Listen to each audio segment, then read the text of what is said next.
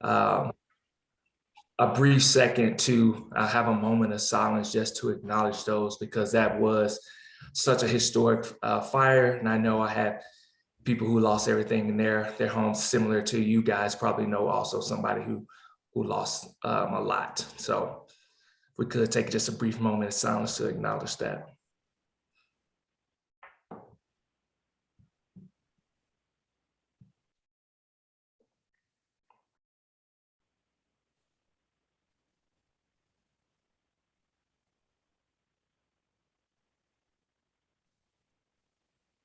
Perfect.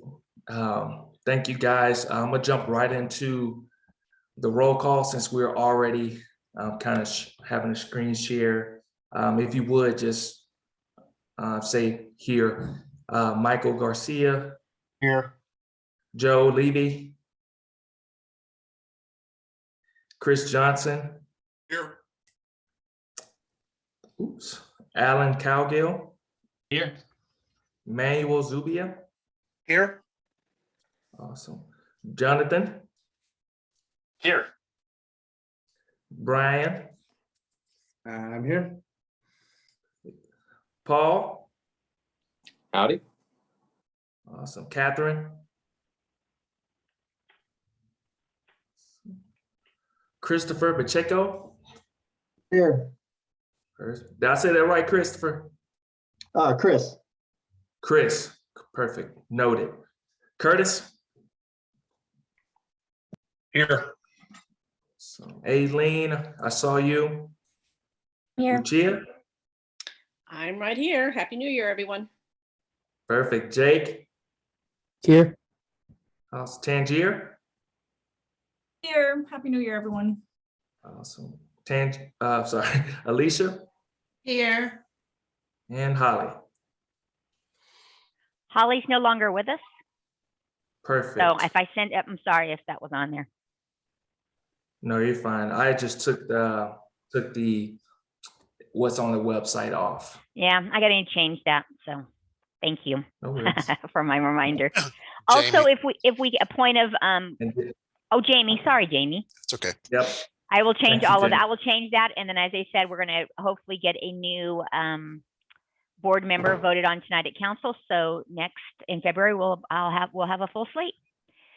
If we could also point of order, housekeeping, if we could just, after your name, rename yourself with your district, or if you're appointed, I think that just makes it easier, especially when you have about 17 attendees, constituents watching. So if you could just rename yourself and then turn it over to Antonio.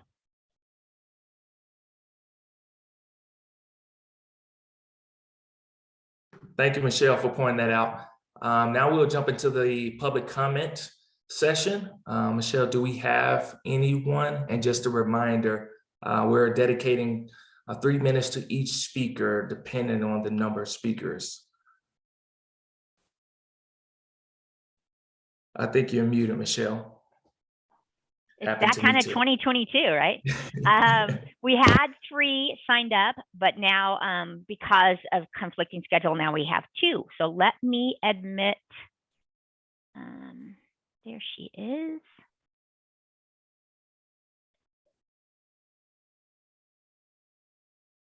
Rahima, can you hear me? Can we hear you is the question. I can hear you. Can y'all hear me? Yes, ma'am. Awesome. Well, welcome. Thanks. I've never done this before. Do I just start airing out my lovely grievances or? Yes. Yeah. Yes. If you would, Okay. just You can turn your camera on too if you want. I do have a can't time. figure out why I'm not able to do that. Usually on Zoom, it has that little camera thing, but it's not even giving me that option.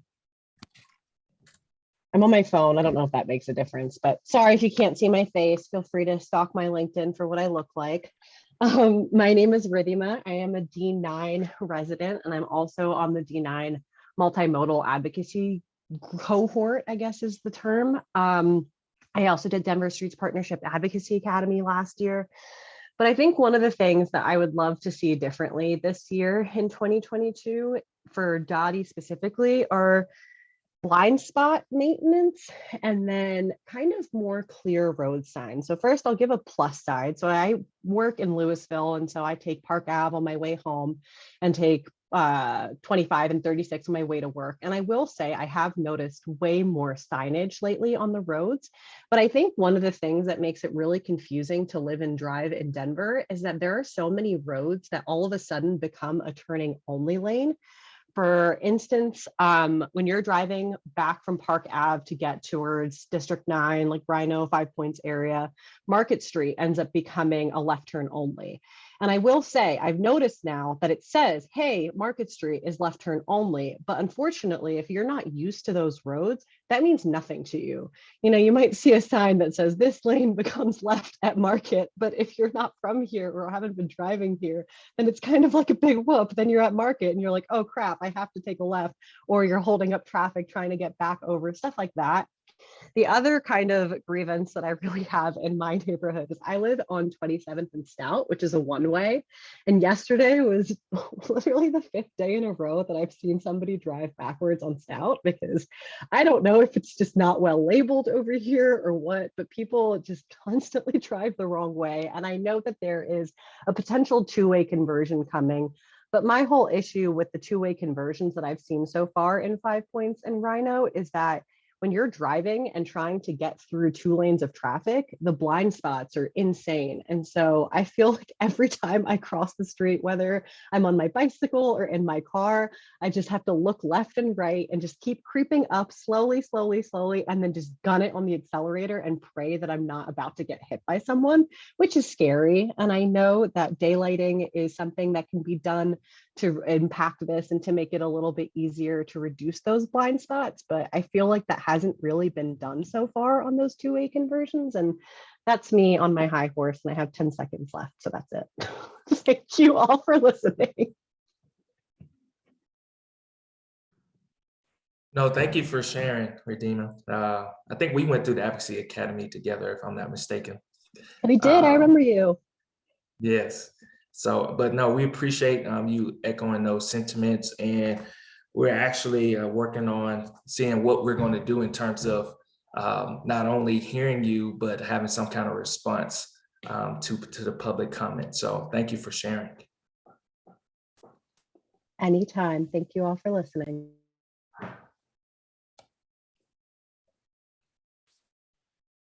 Our second speaker today is Alejandra. I will promote her. She joined us last week too. She should be on board. Hi, we're here. I don't think I've been promoted. We hear you. Oh, you hear me? Okay. Don't see you yet, but we hear you. Okay. How do you awesome. Well, I don't think we were promoted. Sorry about that. A loose dog.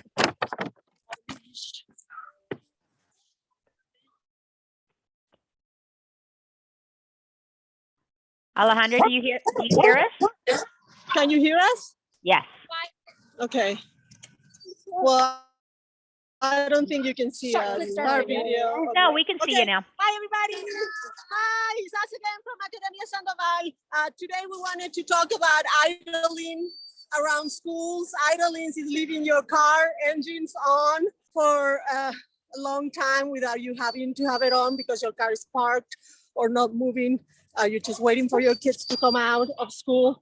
And it has been shown to release air pollution and emit toxins which are suspected or known to cause cancer and other serious side effects.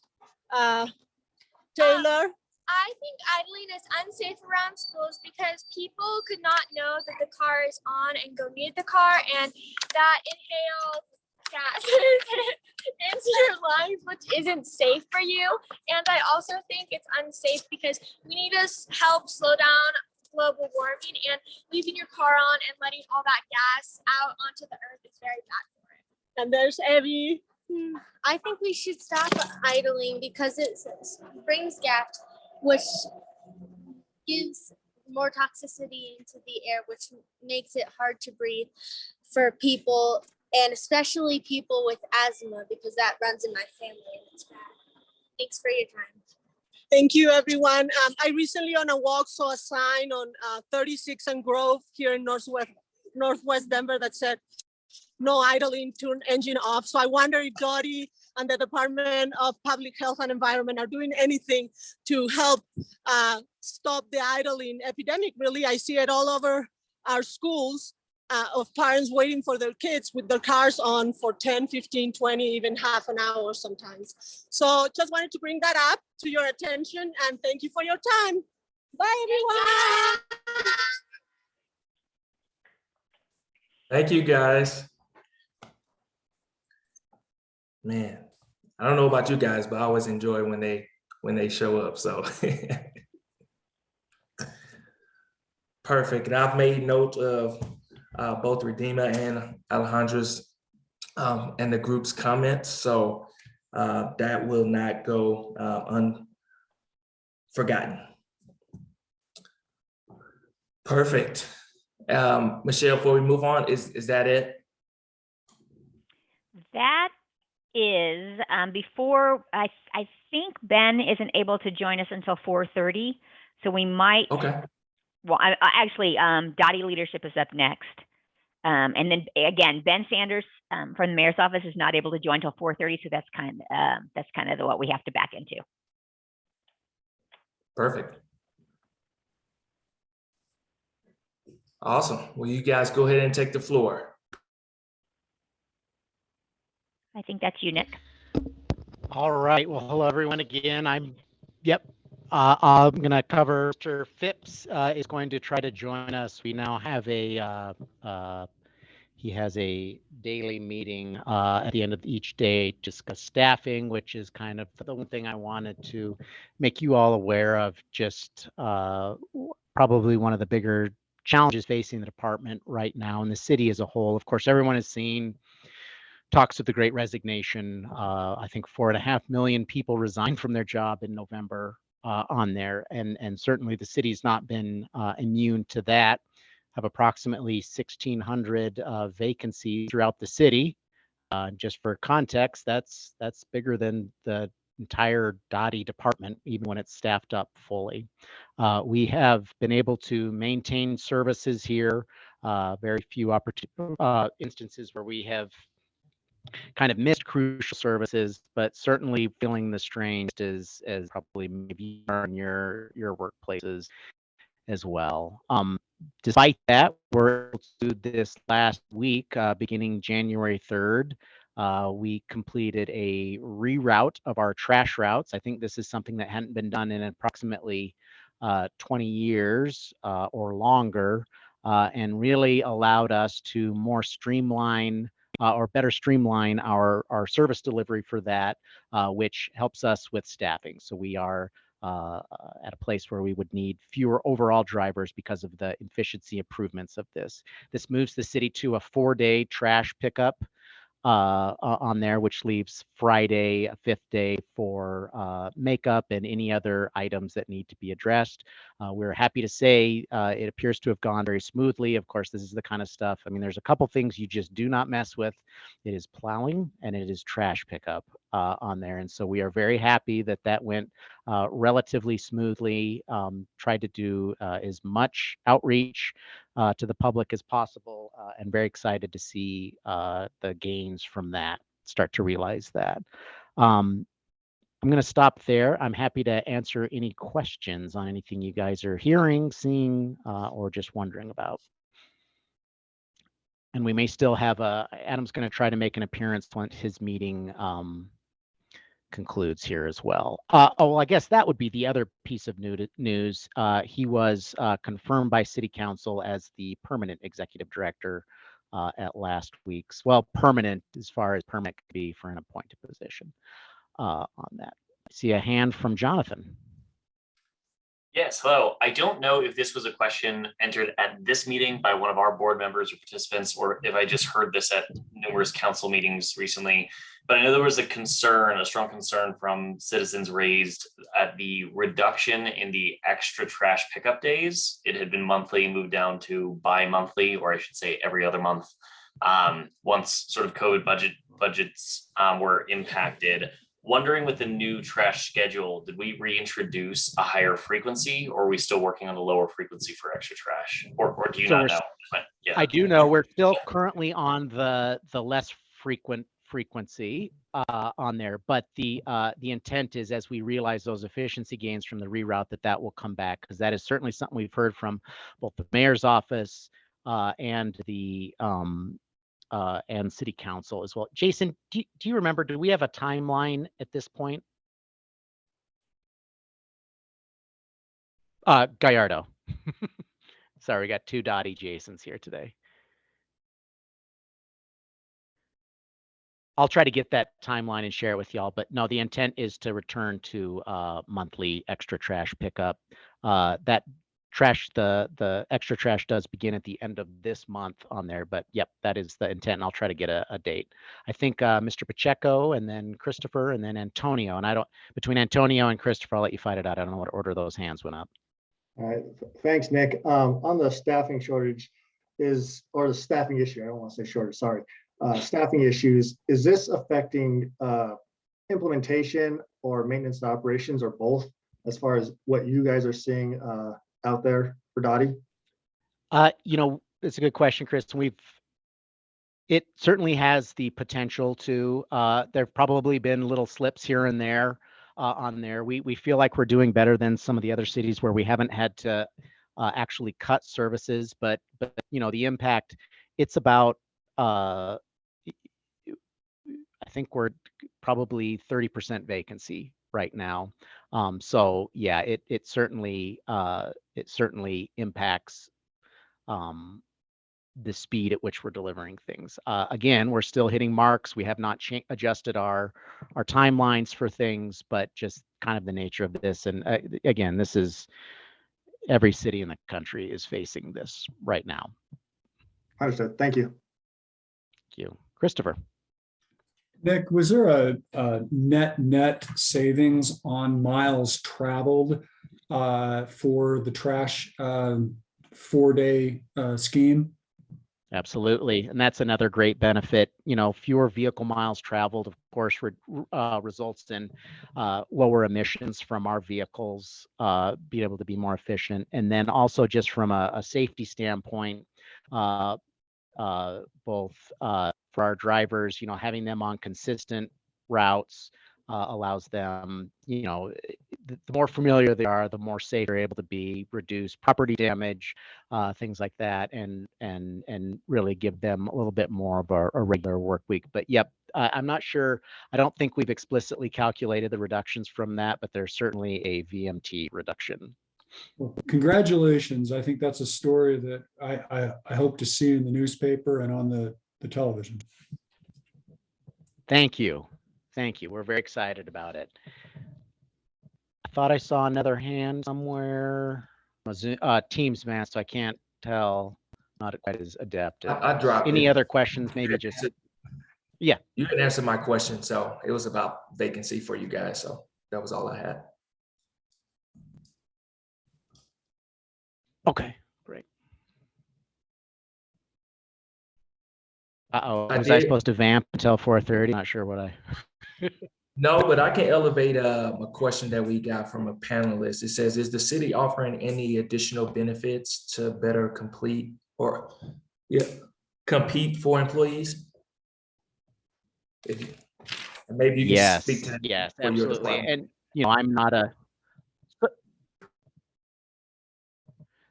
Sorry, and I was you're breaking up a little bit. I didn't mean to talk over you there. It was just yes, no. So you've probably seen we did provide premium pay as a part of our ARPA award on there. So that was $2,500 to those staff that were basically frontline. These aren't the folks that were able to go home and work from an office. These are your trash, wastewater, signs, striping, things like that. They were able to do that.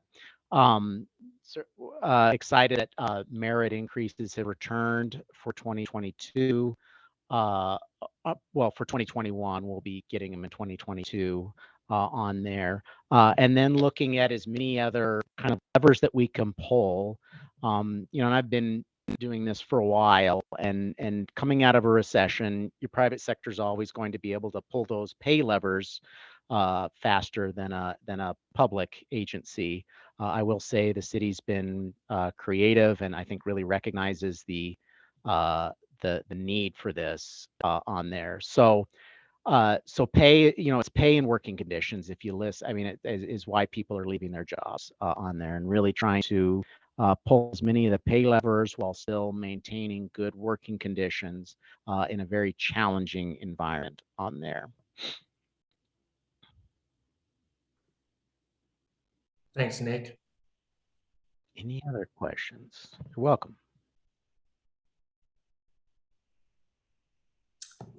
If there aren't any more questions and we're still waiting on Ben to join. I think he's trying to join right now. Okay, perfect. So he didn't see that Zoom.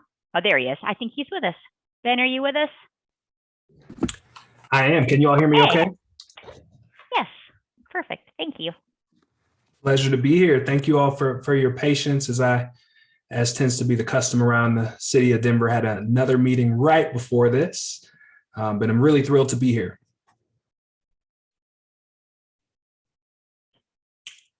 Michelle, is the floor mine? The floor is yours. Yes, Awesome, please. Awesome. Well, thank you so much for carving out a little bit of time for me today, y'all. I'm thrilled. My name is Dr. Ben Sanders. I'm one of the trainer and strategists in the Mayor's Office of Social Equity and Innovation. And I'm really excited to talk to you a little bit today about how we work with city agencies and departments to enhance equity in the city. What we do with every agency is similar to what we do with Dottie. So our work is really grounded in an executive order from the mayor's office that brought our office eventually into existence. And what we do with every agency and department in the city of Denver is we work with their EDI teams. The executive order from the mayor charged each agency and department with having an EDI team. We work with those EDI teams to develop equity strategies that are a part of what we call every agency's race equity action plan. So if you think about a race equity action plan as a bucket, the strategies are the things that compose it, right? They're the things that go inside of that bucket.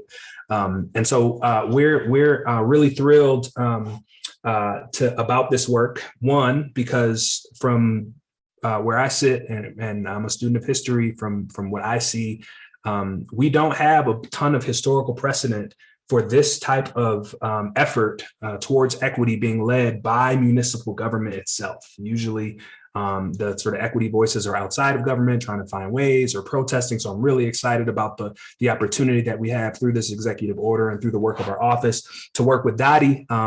Really grateful for the leadership of Marsha Nelson, who of course has departed you all. And I've been thrilled to be working with my new friend, Nick Williams, as he and I are connecting and finding ways to advance the good work that you all are doing. As Nick reminded me on a call that we had last week, there are so many ways that the work of Dottie touches on and is directly connected to the work of equity. And so I'm thrilled to be able to work with you all. I'm thrilled for our office's connection with your agency. And I would be really happy to field any questions, to answer any questions that you have about the city's efforts, about how we're carrying these things out. I'll say very briefly that another thing that we do in our office, in addition to working with every agency and department to build these race equity action plans, is we run what we call our Race and Social Justice Academy.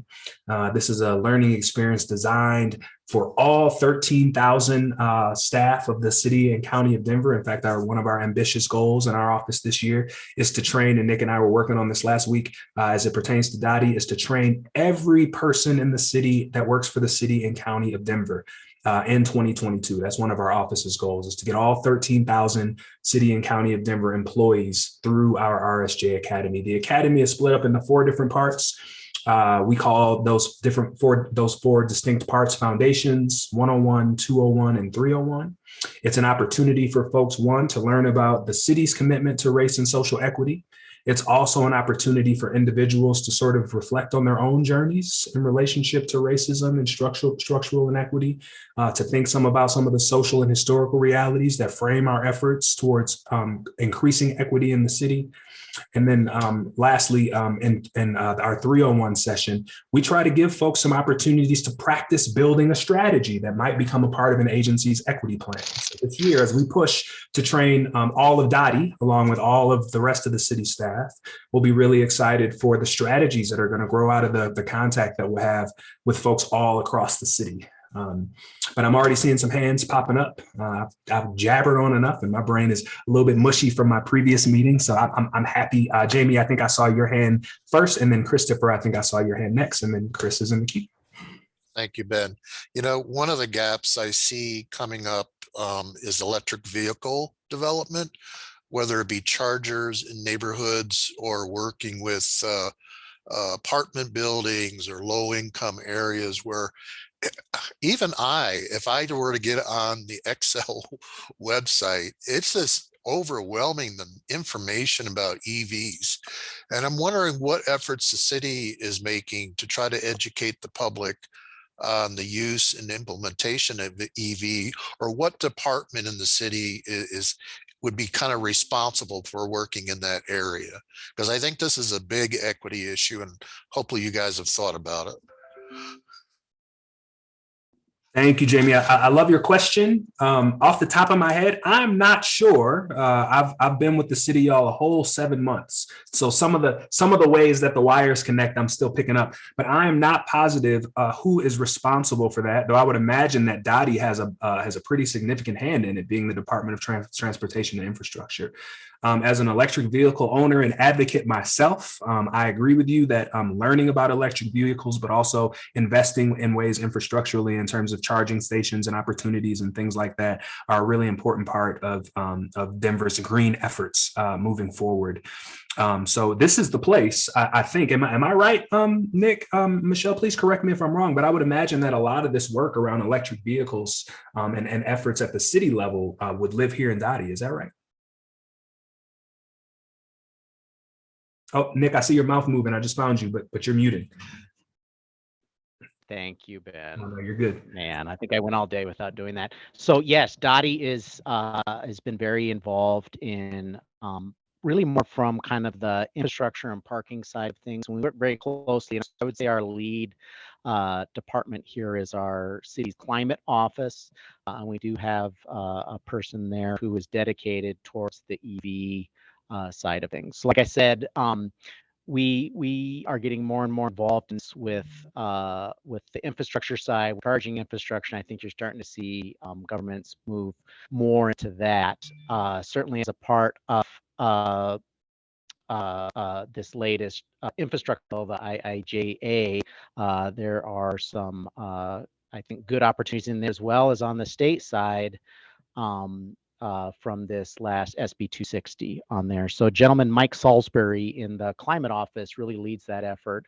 Just as an example, though, of kind of the synergy between the two departments, we worked with them and they were able to get us funding for an electric vehicle as part of our Montbello transit service out there, our Montbello circulator. So if you saw the news a few months ago when that opened up, there is a Kona EV that serves as one of the vehicles. And then I think working to try to get a hybrid vehicle as part of that too, depending on the different use cases on there. So I'd say overall, the climate office is who leads that effort, but we are certainly strong partners with them. Appreciate that, Nick. Glad to know that you're working with CASR. Is that right? On these efforts. Yep. Yeah. Cool. Christopher, I think you were next. Thank you, Ben. Just a quick question. I understand that Phil Washington at the Denton Airport has a Powering the People initiative as part of the Vision 100 plan. And one of the tenets of that is diversity and equity. Are you working with the airport on any development programs for youth or for involving the broader community? Or do you see an opportunity for that activity? Over. I'll start with the second question, if that's okay, Christopher. Appreciate it.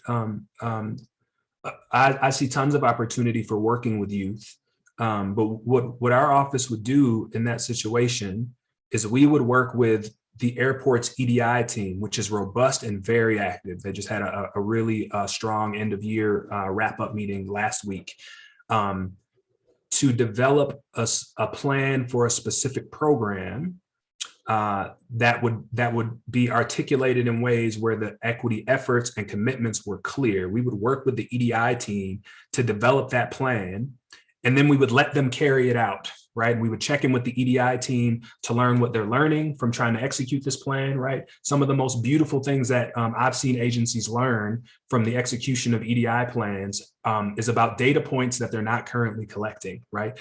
Again, because this work of equity really being driven by municipal government is new work, some of what we're discovering are things that we have to sort of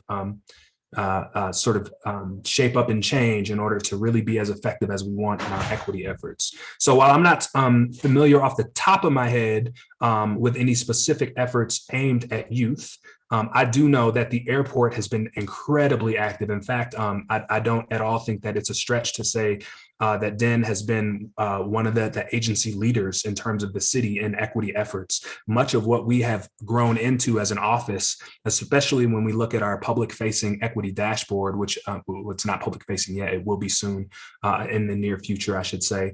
The whole format of our dashboard is based on work that DEN was doing before our office existed. So I know the airport has a ton of stuff going on, great stuff around cultural relevance, really trying to transform the cultural experience of folks who come through the airport. And we know that DEN, that DIA is one of the most trafficked airports in the United States.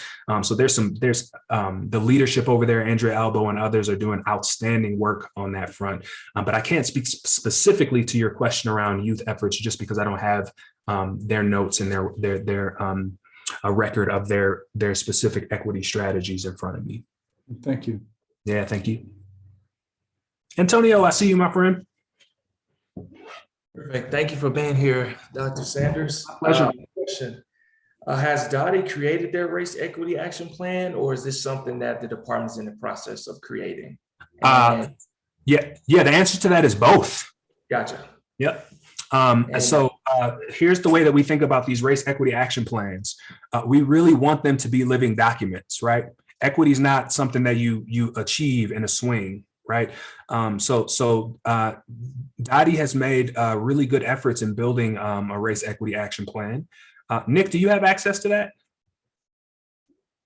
Not to put you on the spot, I'm asking because if you don't, you should. Okay, good, great. I thought you did. Yeah, I do, yes. And just real quick note for folks, I'm going to drop off. I'm having crazy technical difficulties over here. I'm going to drop off and come right back. So I'll be right back. Okay, Nick, we'll see you in a little bit. So Antonio, Dottie does have a race equity action plan. I won't share it with you. But Nick, who has really done a fantastic job of stepping in pretty quickly and being a point person, the point person that Marsha Nelson was for Dottie before she departed, has done a great job of sort of keeping up with that. So the way that we think about these race equity action plans is, one, they ought to sort of grow out of work that folks are already doing. So as a part of the template of every race equity action plan, we ask folks to identify a clear strategy. That is, what action do you want to take and what impact do you intend for that action to have? We ask folks to take a picture of the current state of their organization, right? Where do you currently stand in relationship to the work of this strategy, right? Are there specific things that you lack that you hope to develop here? We ask folks to develop a future state, right? A sort of idealized state of where your organization or your agency will be once you achieve this work. So Dottie, to answer your question specifically, Antonio, Dottie Dottie does have a race equity action plan. I won't again go into sharing it now. And the hope is that these race equity action plans grow in a couple of ways. They grow internally, and that agencies begin to learn, again, what data points do we need that we don't currently collect?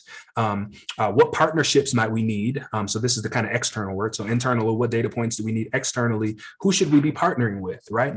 Nick was talking a little bit ago around the topic of electric vehicles, about the cooperation that Dottie has had with CASR, the Office of Climate, I don't remember what the acronym stands for. It has to do with climate sustainability and resilience, though. So that's really what we want, right? We don't just want the city attorney's office and community planning and development to be working on separate strategies and silos, because one of the values and beliefs of our office is that equity dies in silos. What we want agencies to do is to learn through these efforts, how do we need to partner with Dottie? How do we need to partner with the Office of Children Affairs? How do we need to partner with the Office of the Medical Examiner, right? I mean, there are tons of ways once we start to focus on these issues of equity and inequity in the city and county of Denver, for us to really start to build, and the potential for that is what's really got me excited. But to answer your question, sorry, I have a background in the Baptist church that makes me really talkative. Dottie does indeed have an existing race equity action plan with strategies that are composing it. And my hope is that that is a living document moving forward. Alan, the floor is yours, friend. Or Antonio, was that it? Did you have a second question? I didn't mean to pivot too quickly. It was just, will we as the board be a part of that process, or how, if so, how would that look? That question is probably beyond what I can speak to directly. Our understanding as the Office of Social Equity and Innovation is that these equity action plans and the strategies that compose them would live with the EDI teams. Now, if Dottie has some way for the EDI team to interact with the advisory board in ways that are constructive and effective and helpful, our office is not going to tell you all not to do that, right? But it's not my place to say this is how Dottie will do it. We're much more about leading the citywide effort and guiding the smaller efforts that sort of shape it. But what we don't want to do, we in fact want to still steer very clear of, is telling agencies what to do. I mean, the folks at Dottie know a whole lot more about transportation and infrastructure than I do, right?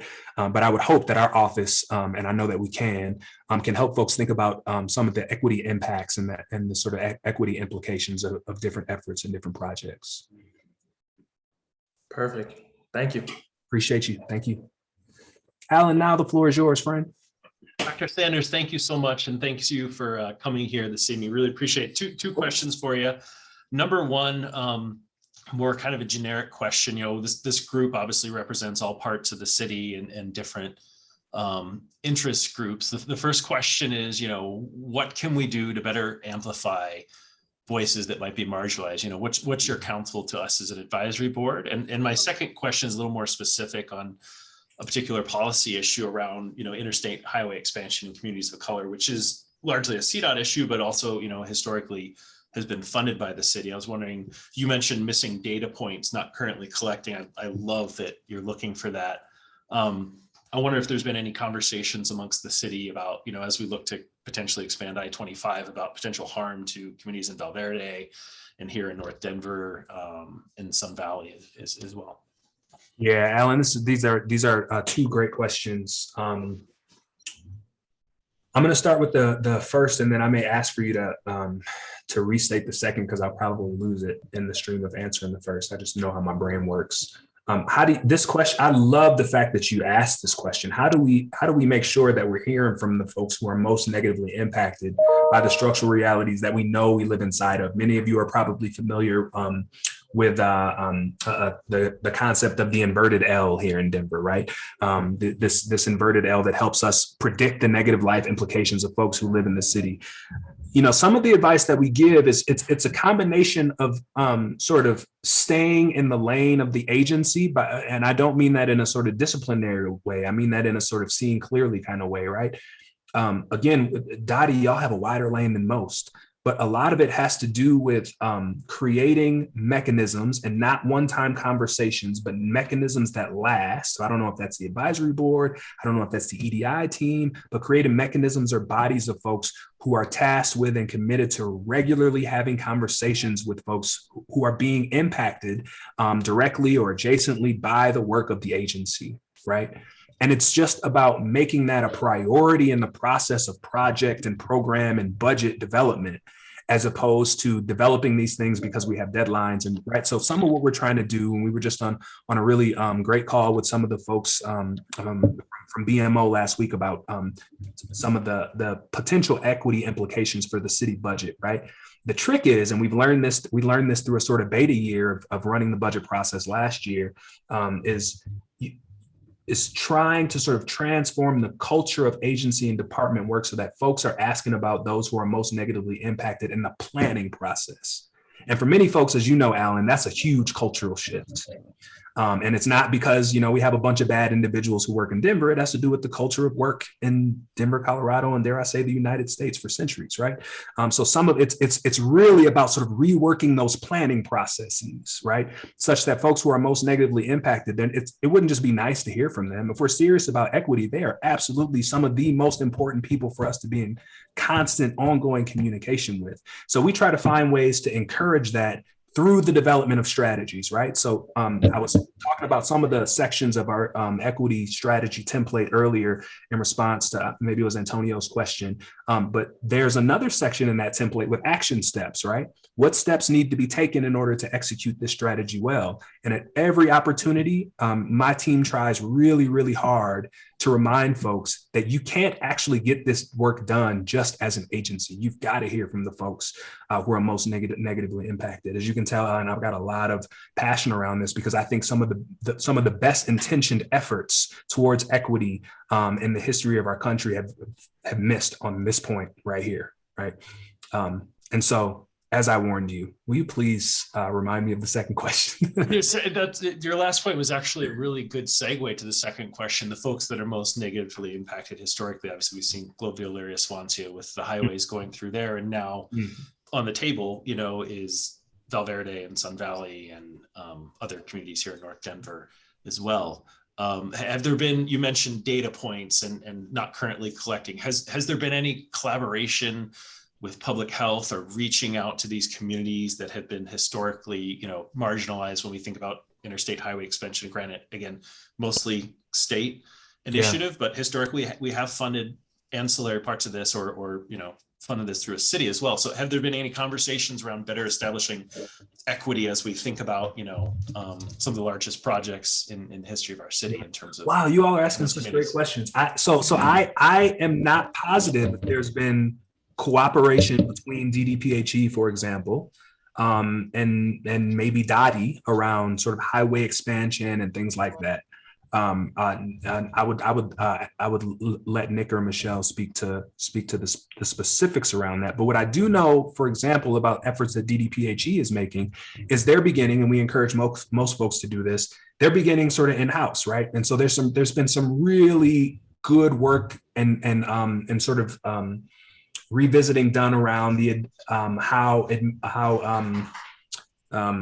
administrative citations are issued by DDPHE, right? So this is just an example of how the work can grow. So if DDPHE starts there and they're building relationships with folks because they really want to learn about why citations are administered in such inequitable ways, that is how the relationships are built that then create possible connections between Dottie, who's also coming from their angle and already thinking about also how to connect with these folks, right? So in many ways, one way to think about the vision that our office has is that the community connections that are going to be built here are going to be built because each individual agency has started to think about their work differently, right?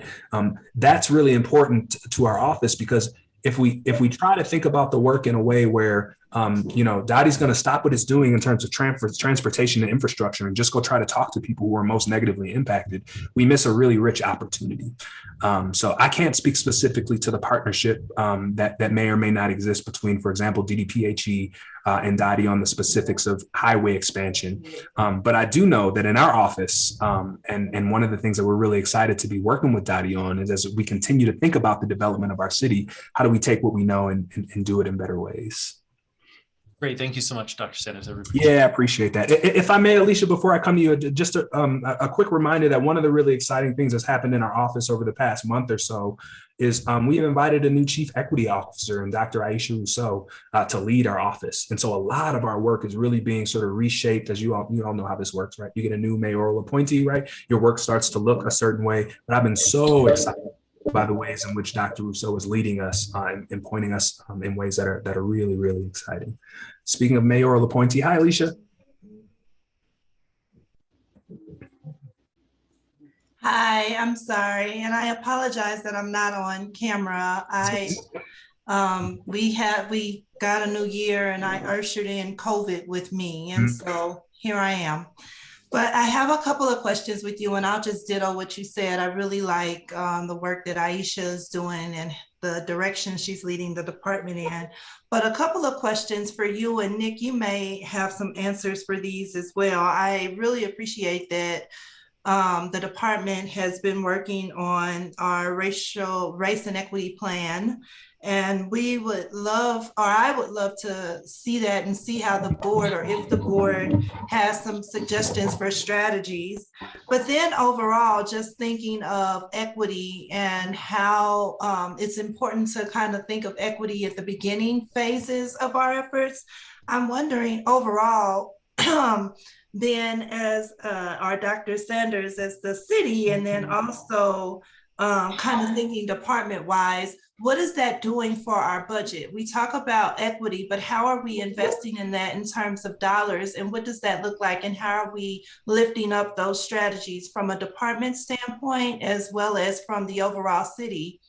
My next thought is just kind of around impact. Once we have these racial equity plans submitted, are there measurement tools that have been created or that will be created that each department will kind of utilize to, that each department will try to utilize to really measure not the results, but the impact that we're making on those communities that are most underserved or most impacted by health disparities? Because oftentimes we make these investments and we don't see the return on the investment at the grassroots level. So how will we ensure that that actually happens, and how will we engage those that are most impacted in the process? And then my last question is just around involvement. And I know that prior we had the Racial Equity Committee for the city as a whole, and I actually served on that at one point, but just curious as to what other efforts around involvement are taking place right now from a department standpoint, and then from the city overall. Thank you. I know that was a lot too, so if I need to repeat something, I will. I appreciate you, Alicia. Thank you very much. So sorry that you're not feeling well. We had a COVID-filled Christmas over here too, so wishing you a speedy recovery. Thank you very much for your question. I'll start with the question around budget. As I mentioned, we had a sort of beta year last year where we experimented with asking each agency inside of each budget requests that they issued to speak to the equity implications of that request. As you can imagine, in a city as large as Denver, that was a really sort of complex and learning field process, right? Some of what we've taken from that process, Alicia, we're trying to apply towards this year's budget process. And one of the ways we're doing that is by working with some outstanding leadership over at the Department of Finance. We're working with Veronica Stamets, and we're working with a couple of other folks on developing clear measurements of assessment for specific budget requests. Our hope is that these tools of assessment will help us develop sort of clearer expectations for how the city budget process will sort of develop. But again, this is one of those places where so much, and we were talking about this in the budget meeting last week, so much of what we're doing is we're trying to transform culture around the development of budgets, right? I mean, if we take Alan's question and we really start to ask questions about those who are most negatively impacted as we're developing our budgets, the budgets are going to look very different, right? Well, some of what we're trying to do this year is we're trying to develop sets of questions and sets of criteria to assess budget requests that allow us to sort of move in that direction. I can't say a whole lot more about that because the folks at BMO are still sort of developing what that stuff will be. The second question you asked was about, I think, around equity metrics. And so there's actually an ongoing project, a citywide project to develop, and other cities have sort of led the way in this, to develop for the city of Denver what we call clear equity indicators. So these would be the sort of citywide metrics that we would use to assess the work of each agency, right? This is ongoing work because, as you could imagine, trying to put these equity indicators together in a way that's representative, in a way that folks feel is helpful to the city, is fraught with all kinds of questions and things like that, right? Our hope, I think, was to have these equity indicators done before we started to lean into some of the budget work that we've been working on. But I think it's turning out that maybe it's going to make sense to do it the other way around, which we will learn from. And I'm sorry, Alicia, will you help me remember what your third question was? So there was a question about. I'm sorry, just involvement, just really thinking about the involvement. I was mentioning that I know you all had the Racial Equity Council before. Yep. And I was involved in that, but just curious as to what that looks like as from a department level, feeding up into the Racial Equity Council, because I know as a part of that council, we really talked a lot about different strategies and things that we thought were good ideas, but it really would be up to the departments to really understand and implement those. So how would we, or that council or this body or other bodies that are advisory groups to these agencies and other groups that we work with as well. I hope that we're working with various community organizations, right? But how would we get the input on how best to involve community members and develop an actual process that we could maybe, I don't want to say a standardized process because I think these processes are forever evolving, but develop a process that might allow for better involvement of those that are most impacted. Oh, I love the question. Can I come to these meetings more often? Y'all ask great questions. These are really great questions. So one of the things that we're committed to doing in OSEI, so I'm familiar with the existence of the Race Equity Action Council, in part because I think Aisha either served on it or had a relationship to it, Dr. Rousseau. He was on that as well. Yep. We served together. Awesome. That's awesome. So one of the things that she's really committed to is reconstituting that body in a form that might be slightly different, in part because one of the things that our office wants to do is we want to have a regular and reliable site and source of community input. I know that COVID did a lot of things to the regularity with which that council was meeting, but that's one of the things that we're really looking forward to pushing towards in 2022 is reconstituting something like that body so that our office and sort of leading and guiding the citywide equity work has a regular sort and site of community input.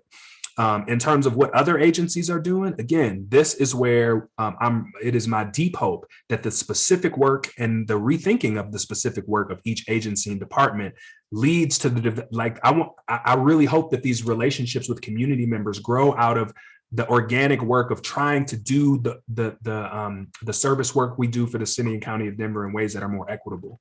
And so it's going to look different for each department and agency, right? As you could probably imagine, Alicia, what it looks like for, say, community planning and development to develop more effective relationships with community members. That's going to look different than what it looks like for the sheriff's department to do it, right? I mean, some of the work, right? Some of the sort of, it's going to be the nature of the work that dictates how the relationships are sort of developed. And our role as an office is to try as much as we can to sort of broker, mediate, and encourage those relationships as the work kind of goes. Does that speak to your question? Yeah, it actually does.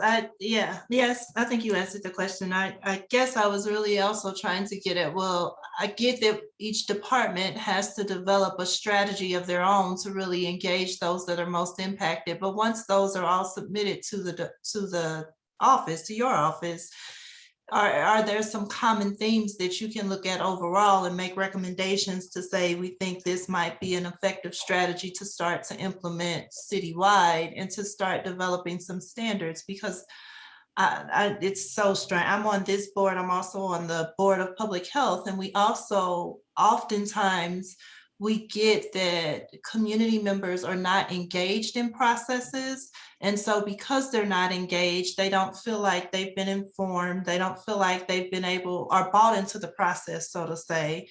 Then they don't see the work that is being done in their communities because it's not something that they were really focused on. Not to say that it wasn't important, but it wasn't something that was as important to that community. And so really trying to understand that and figure out, are there some tangible ways that we can not only just have a process where we are going out to community to say, hey, this is what we want to do, but are there investments that can be made with community organizations where we pay them to do some of this ongoing work that you mentioned when you were speaking with, or when you answered Alan's question as well. So just what are investments? Because while this is our job, I mean, this is our passion, this is our role, and for many of us, it's our job and we're getting paid to do this. Community members are not. And so how do we uplift that and support them? I love it. You may also know another of my colleagues from OSCI named Jason Harrison, who was also, I think, on that Race Equity Action Council. And in conversations that we've had about just this, right? The topic of how to appropriately and fairly compensate community members for their time is something that has come up numerous times. I don't at this point have a clear answer for that, but I just want to echo what you're saying and let you know that it's on our radar, and we're working very hard to keep in mind a lot of the stuff that it sounds like you all learned on that Race Equity Action Council, because a lot of your concerns have been echoed by both Dr. Rousseau and by Jason in conversations that we've had about what it means to develop really high quality community engagement. Perfect. Thank you so much. I really appreciate you being here. Appreciate you. I hope you feel better soon. Jake, if you hear a baby girl crying in the background or Elmo in the next and asking your question, please know that it's not because I don't respect you. It's because it's that time in the Sanders household. Dr. Sanders, you can leave the Elmo on as long as you want. But very appreciative for you being here. And we do hope that you do come back at some point. I'm kind of really lucky with the order of Alicia's questioning because I think it overlaps with my first question. And yes, I have two like everyone else. So I'm sorry, I'll keep them as separate as I can. But I think that it's a slightly different angle than Alicia came at it. I have a concern that I think citizen engagement at the agency and board level, in this department and frankly, every department in Denver is, really rooted in a theory of good and equitable governance. That being said, I think those of us who go to public meetings in the city of Denver don't feel that it's resulting in good and equitable governance. Right. And I think that, as your department moves forward, I don't know if it's within your scope, but just trying to think about ways that, as much as I love participation in participatory government, we have some participation that is directly playing in equitable injustices in the city, and very frequently making the city doing equitable justice, making it very challenging to achieve that. So just kind of curious about how we can achieve that more. How do we get the right voices in the room and not just voices for the sake of voices? Like we should have good representation, and there's a certain group that are going to show up to meetings every time, and we know that they're represented. But how do we fill it and make the pie like an even pie of people from all different backgrounds? It's a great question, Jake, and it certainly does, I think, overlap with the question that Alicia was pushing around. At least the way that I heard Alicia, right? This is not just about going out and engaging community, but really being thoughtful about what that looks like. Because one of the things that I think happens is if and again, we're pushing to build something new, right? If you can establish relationships with community members where they really feel that their input matters, right? Either because you're actually compensating them for their time, they see their input reflected in the work that agencies and departments do, or any other sort of number of things that we can really be careful to tend to. I think some of what we'll see is we're going to see more buy-in in these public meetings, right? I mean, as you know, this may be a historic moment in the history of our country for disenchantment with leadership of all kinds, right? So, and some of that, you know, folks who sit in leadership positions, we've earned, right? And so some of what we hope to do, Jake, in really pushing and working with agencies and departments to rethink how they interface with community is just this, right? We want to find ways to encourage folks to really be involved in the process. I mean, at the end of the day, if we're talking about equities in the United States, part of what we're talking about is improving our democracy, which means actually amplifying the voices of folks who should be determining what their lives look like, right? So, you know, again, your question is great. What I can say clearly is that at OSCI, we're very much committed not just to having community input, but to really thinking clearly about what quality community input looks like. And we really are still in the early stages of kind of building that. But I so appreciate your question. Yeah, and then, sorry, I didn't even mention my second one, which I hope is helpful. I'm glad you didn't, because I would have forgotten. My second question is your department looking at policy things? Because there's certain policy things in the city that are so clearly equitably bad. I mean, I think for, you know, if we're looking at a Dottie specific example, the policy around sidewalks and just the basic like lack of decency in diverse neighborhoods of sidewalks. And then we actually then put the economic burden on those people to fix it too. And I mean, it's just the sidewalk policy drives me crazy because it's like, if you live in a multifamily home, your ability to get low income support to replace a sidewalk disappears. You have to own a single family home to get income-based assistance on repairing sidewalks. And, you know, a lot of condos or townhomes that are economically disadvantaged happen to always be located on a corner where there's more cost for sidewalks. And it's just one of the most terrifying equity-based things in our city, is just putting that burden on the people that have been hurt by the policy for 100 years. Yeah, that's right. I mostly just want to say amen, and you're absolutely right about much of what you said, right? We're trying to think in ways about, again, what has to be transformed, and I know I'm preaching to the choir in many ways, is how we think about and approach governance and community's relationship to it, right? And there are any number of ways that we have to get at this, Jake. And I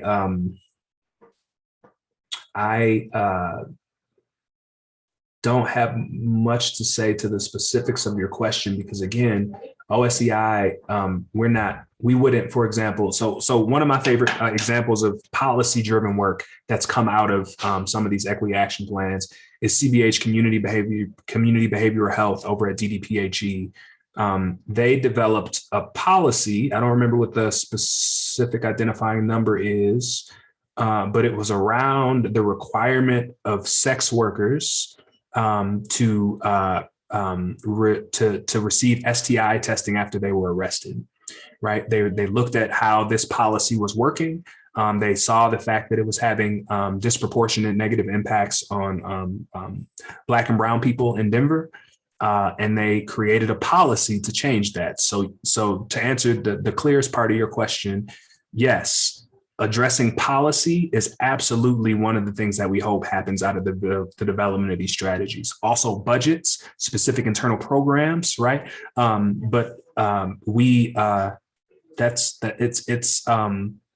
As you would imagine, when you first start to work on an agency to address issues of equity, much of what they are sort of wrestling with is how sort of constructively can I speak about my organization in front of my supervisors, right? So we have a process and some steps that we take to sort of do some disarming around that. But then we also, our RSJ Academy is a really important part for this, right? Because we talk about things like the history of redlining and segregation in Denver and how those things came about and how they are sustained by contemporary practices. And we don't make any bones about the fact that you can't change a lot of this without brand new policies and budget priorities, right? So it's smack dab in the body of the template that I've referred to a couple of times in this meeting, right?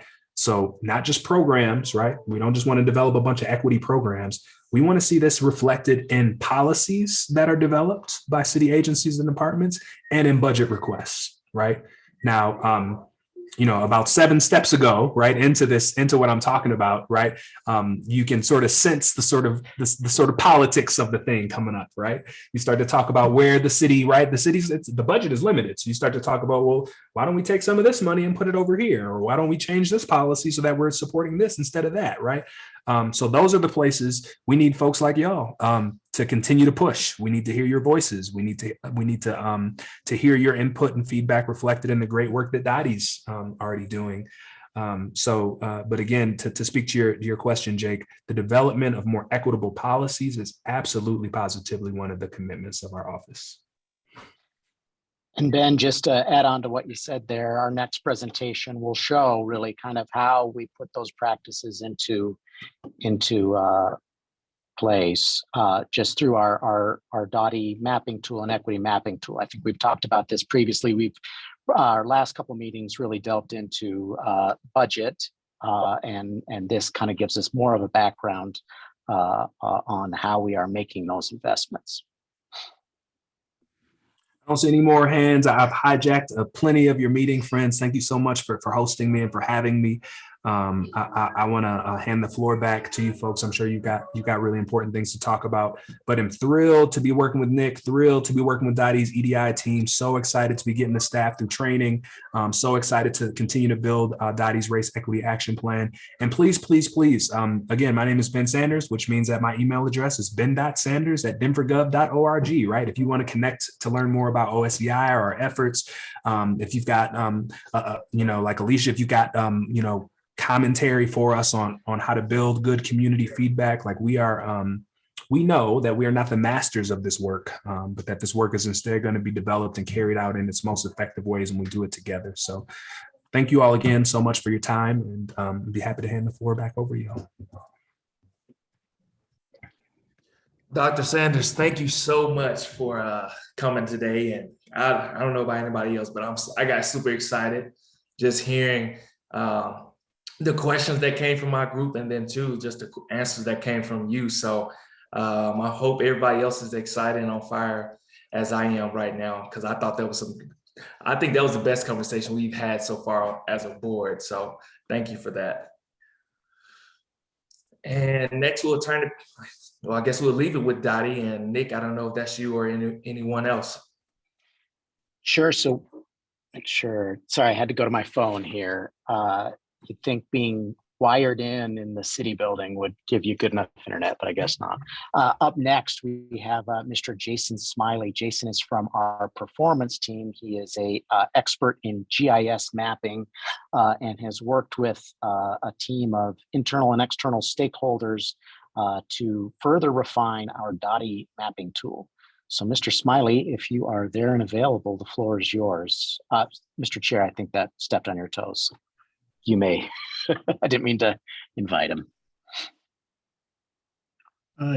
Good afternoon. Hopefully everybody can hear me, see me. My internet's not the best at home, but so what I'm going to go over is our Dottie Equity Index. So it is it's a piece of supplemental data we use for, really our transportation planners use for prioritizing and locating projects within the underserved communities, the areas of need, as we call them. So I have some PowerPoints. I'm going to do some death by PowerPoint here, if you don't mind.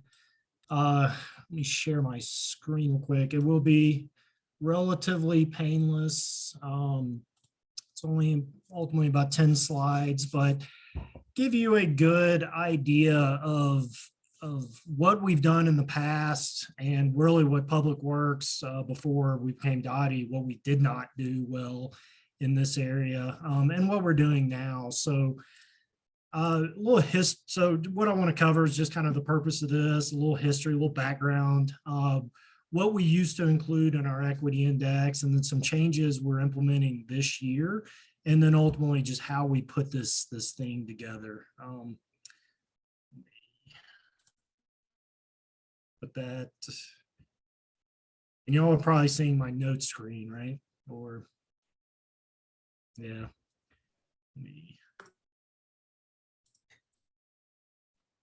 We just know what your next slide is, so it's ruined all the mystery. Yeah. Well, to keep time going. So hopefully everybody can read that, but essentially we developed this to provide a spatial reference that we use, as I mentioned, supplement our project prioritization and development. Our transportation planners, this is a tool in the toolbox for them. Ultimately that we use GIS data to identify the areas of need or the underserved communities, using particular data variables or data points that define the characteristics of those areas. A little history, Public Works, prior to our previous executive director, always used the communities of concern that was developed by DDPHE. The issue was that focused primarily on public health. Dr. Sanders mentioned the inverted L, so it was in line with that and very much in line with what we do now, but we wanted something more transportation focused. So as we became Dottie, we looked at Mr. Euless Cleckley really wanted to focus on those transportation data points. And so we modeled something that was pretty close to what FHWA has done in the past. So our first iteration was built in 2019, and we're on version 4 this year.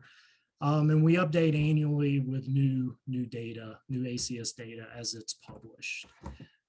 So one of the issues in prior years, we just, through our work group, our Dottie work group, and looking at this from a statistical perspective, it was just too much data going into this.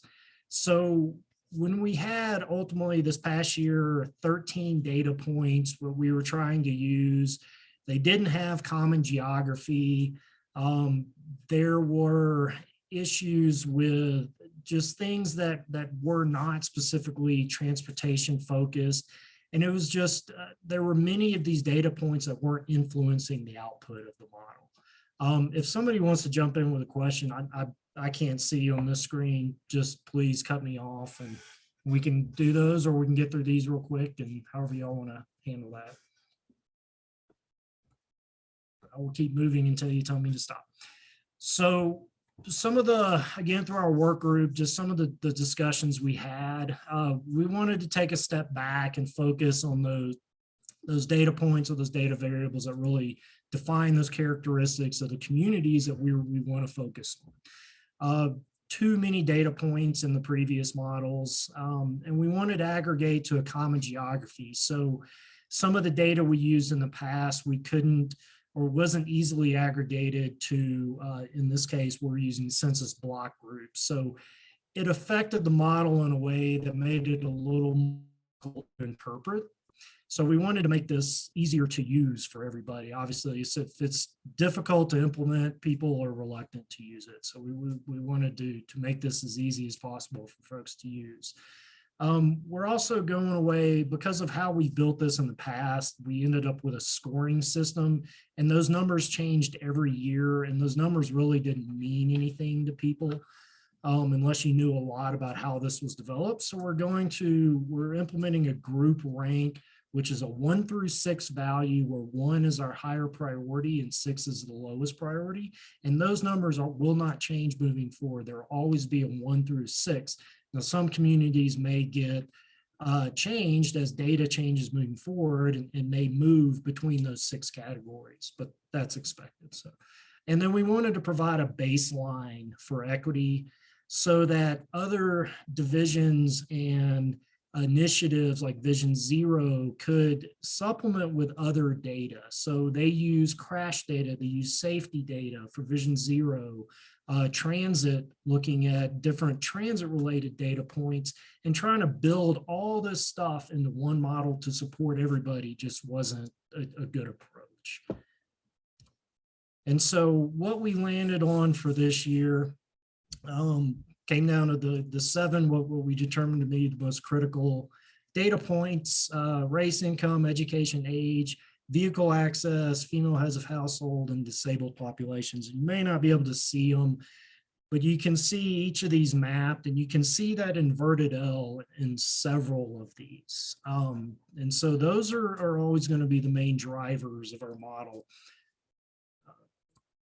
And again, we can answer some questions about the rationale, but our basic tech approach, this is how most, if not all, other departments develop their equity indices, but it's just an overlay process in GIS. We give things a score of 1 to 5, and then ultimately a weight, and the weight acts as a multiplier. So the variables that we determined that we want to have a higher weight, we'll give them a higher multiplier. In this case, it's a 3 or a 2. So our 3s are going to be income, education, and then everything else gets a multiplier of 2. And we could do this as 2 and 1, but it carried over as a 3 and a 2 from the last model. And then our output, this is the draft version for 2022. I have not circulated this yet. When we look at our internal scores in the data, we break everything on the mean. So everything above the citywide mean, in this case of 32, is considered a high priority, an area of need, or an underserved community. So you can see in the little legend there, 1, 2, and 3 are our high priority areas. So everything in the groups of 3, 2, and 1, they are above the citywide mean. In this case, 47% of the city falls within these areas of need. And again, I'll remove DIA. And again, this conforms to what we see with the other departments and how in their equity indices, even using different data, we still get this inverted L. And then some basic ways we use it. I mentioned the group rank. So this is just going to help with interpreting the data moving forward. I mentioned the citywide mean. Basically, we're using this in our yearly budget project prioritization process. So this is one data point we look at among many others. But it is a big driver for what budget requests actually go through. We use it to analyze investment across the city. So when we look at our yearly budget, we do some of this analysis, and the spoiler, you can see my next slide. I'm going to talk about that a little bit.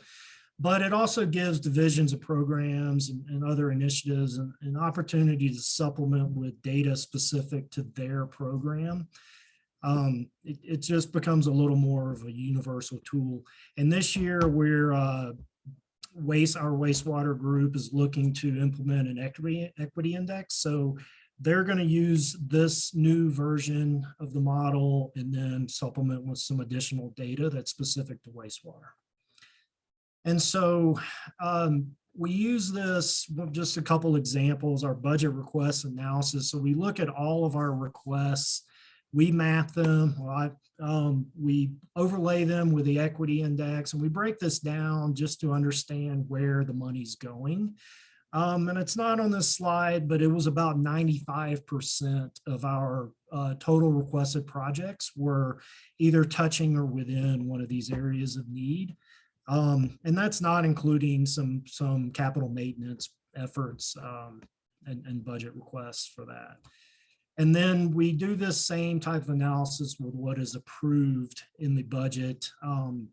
Same breakdown, and I think it was about 94% of the projects were within these areas. And again, we do a monetary breakdown as well, which is probably not very clear on this, but information I'm happy to share. Nick, was there anything you wanted to jump in and add or share? Yeah, and I just want to, I assume you guys can hear me. We saw this slide last month at there, and So this lays out how we have distributed projects for our in this upcoming budget, and really this was intended to give you more background on how we get here and how that map is developed, so that it's not just a simple line. It really this tool, I think one of the neatest things about it, it really allows us to customize. So those different factors that Jason showed you, we can dial those up, dial those down, depending on the project. Just as an example, as we were developing the opportunity area maps for our micromobility, e.g. scooters program, worked very closely with Jason to come up with a area of opportunity map that really reflected the needs around this program. So just as an example, one of the variables, and I'm not sure if it made it through to this one, but was travel for children, so to schools, libraries, things like that. Well, of course, the scooter, children can't use them, and you can't have passengers on there. So we were able to dial that down, but dial certainly access to motor vehicles way up, because that really is the benefit that those provide.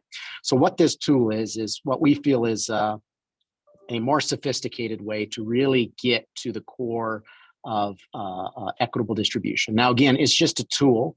It's not a policy. It's not, it is not equitable delivery of projects itself, but this really allows us to take a more data-driven approach to how we're delivering our services and our projects throughout the city. So yeah, just really wanted to allow you to see kind of a more technical side of how we got there. And Jason has done an excellent job leading a very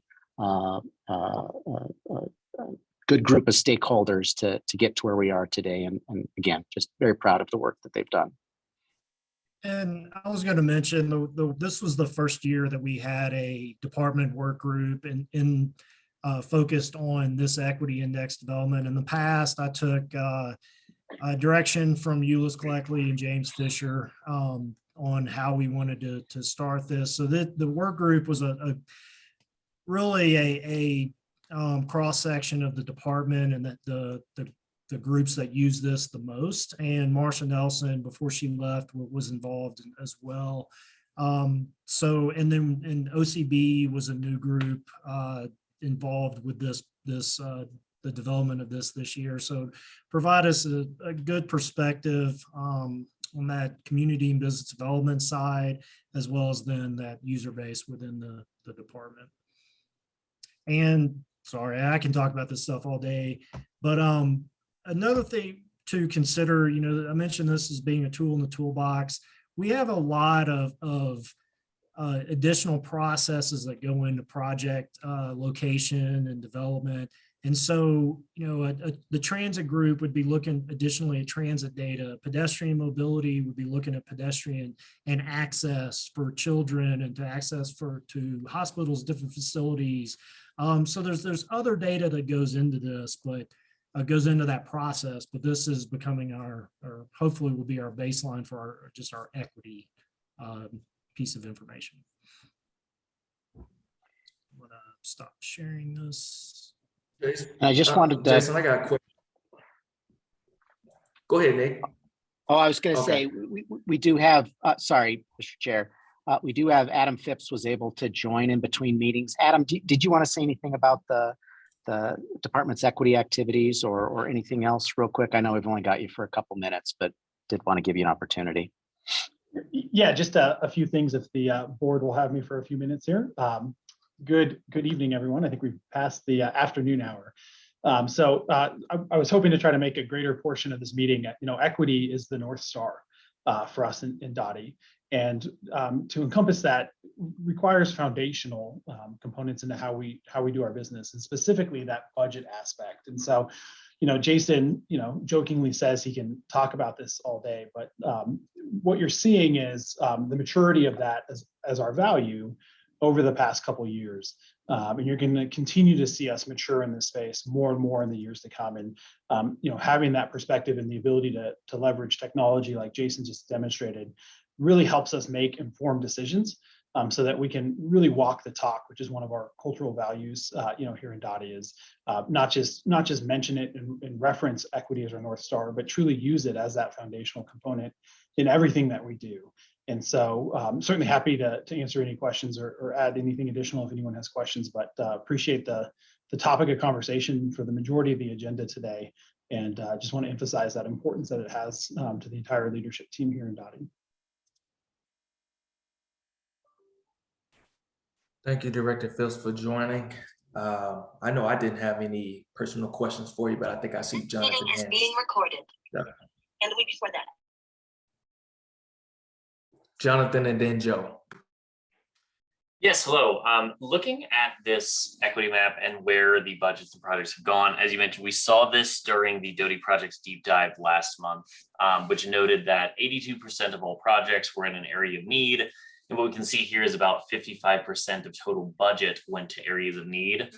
I'm wondering if we have somehow distinguished these projects as far as sort of impact and interventional quality as it impacts equity. Partly what I'm wondering here is this an inventory of all programs and all budget, regardless of the type of program, or have we excluded programs that we think might, actually have a negative equity impact? To Alan's point earlier, I know we have a couple of areas in the city where we are expanding highways through lower income neighborhoods. So if we look at this list and we say, I don't actually know which projects they are, but as a hypothetical example, if in this 120 to 144 area of need, if those safety and mobility programs, if that 40 million is all highway widening, I would actually say that's like a reverse impact on equity, despite it being in the budget in that category. So I'm wondering if we've sort of measured these for equity quality as well as total dollars or count, if that question makes sense. Yeah, and Jonathan, I'll take a first stab at this and let Jason kind of fill in some of the details here. And it's a wonderful question. And it's a very important question, Jonathan. And the simple answer is that is there the qualitative aspect that aligns with the quantitative aspect of this? And the answer is absolutely yes. And so let me first ask or answer one question, which was, are there portions of our capital programs that aren't included here that may not be invested in the equity areas? And there are some limited instances of legacy commitments that you may not see in the program dollars today that are finalizing completion from programs many years past. And so by and large, it's all represented here, but I do want to make sure that there are some very small examples of limited legacy commitments that may not be represented here. And that's not intentional, but rather as we use this for a forward-looking programming tool, there may be some past commitments that have been really in the closeout process that we didn't address. Now, to the more important point there of, are these substantive investments that are truly in the areas of need providing a benefit to that area of need?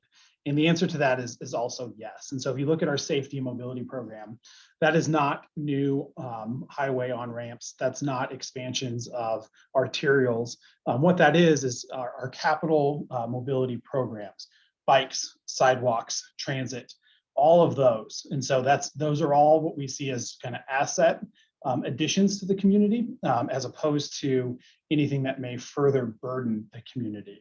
And so we very much so pay very close attention. It's not just a game that we're looking at behind the scenes of saying, how do we maximize investment in these areas?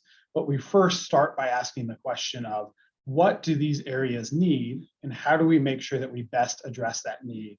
And Nick touched on that a bit as he gave scooters as an example, right? There are areas where scooters can add value for the folks to be able to move about the community, but there are also areas in our town where they don't, where we need to emphasize, vehicular movements or bicycle movement or pedestrian movement even more often. And so what we look at specifically is, what is the need at the neighborhood level, and make sure that we're investing those types of dollars in that neighborhood. Awesome, that's fantastic to hear. Thank you, Director Phipps. Jason, anything to add that I missed there? No, and the only thing I was going to mention, when we do that analysis and the numbers, Jonathan, that you were quoting, there are just some things that we cannot map and run through that type of analysis, but they are evaluated. Either it's a citywide program or a study or a report or something. And we do evaluate those from an equity perspective, but we just can't put them on a map. So those numbers, little might change slightly. Joe? Jason, well, thank you. I love maps. I'm an architect, so I really get into them. I wondered, how does density play out in your mapping? Because obviously, I think that has some effect if there's a bunch of people who are crowded together, even though the map looks like a small area, this actually has more population than some of the bigger areas. Yeah, and I didn't get into the details, the finer points of the data that we incorporate into that. Those are just kind of the, age and race. Those are our topics, if you will. But what we look at when we use race as a data point is a percentage of the population that is considered a community of color. So we're not just looking at number of households or just a straight population number. So percentage gives us a good weighting of is this a large percentage community of color or small. The others, income, education, those are population based. So we are just using the higher population numbers. But when we build out that data and rank it, so within each of those data points, we're applying a score of 1 through 5, where 5 is being our high population numbers or high values, and there's some groupings in there. So we're putting a weight to higher numbers or higher density of these data points, these variables, and then again, applying that multiplier to give it even more weight in the final model. So is it the best approach? Maybe not. There's probably an argument for another way, but we've tried to conform again with what other departments have done and try to kind of keep everybody on the same page as far as how these are produced. Thank you. Thanks, Joe. Quick question for you, Jason. I know we're running low on time. Kind of getting to a point that Jake always raises about sidewalks. In terms of touch points, how do you, I guess, measure or accommodate for missing infrastructure? For sidewalks specifically, we have GIS data that shows us missing sidewalks around the city. And equity was one of the first pieces of data to be used to evaluate, to prioritize those gaps. We also look at connectivity to transit hubs or to rail stations. And we're now looking at, through our transit program, bus stop enhancements, and connectivity around sidewalks is very important for that, but equity is in that discussion as well. So where we have data, we can use it. That's always an issue, is missing data and trying to identify those gaps to better support any of our programs. But sidewalks, we have pretty good data for. Yeah, and let me just add on to that a little bit, because we also look at community resources as well. So for example, grocery stores. Do we have a clear path of sidewalk, to a local grocery store, to a public facility that folks might need to access services? So it's not only transit so that folks can move around a bit more globally, but it's also those immediate resources that are directly in the community, and address those gaps first. The other thing that I think is worth mentioning is that when you look at our sidewalk program, we really have 3 different buckets. We have one pot of money dedicated just to sidewalk gaps. We have one pot of money dedicated to sidewalk repair. And then we have a whole nother pot of money that's just kind of more location or geographic specific sidewalks. So for example, the Elevate Denver Bond program has a significant investment specifically in the GES neighborhoods, where we know that the greatest amount of sidewalk gaps exist in the city. And so we can look at it from a couple different lenses and then align the funding source so that we can impact the greatest amount of change. Perfect. Thank you for that, Adam. And I guess to close out, just to rehash, if I'm understanding, Jason, what you showed is essentially the foundation of the tool, and then you can drop on different GIS layers to kind of find that gaps in, let's say, like you said, sidewalks as an example. Am I understanding that correctly?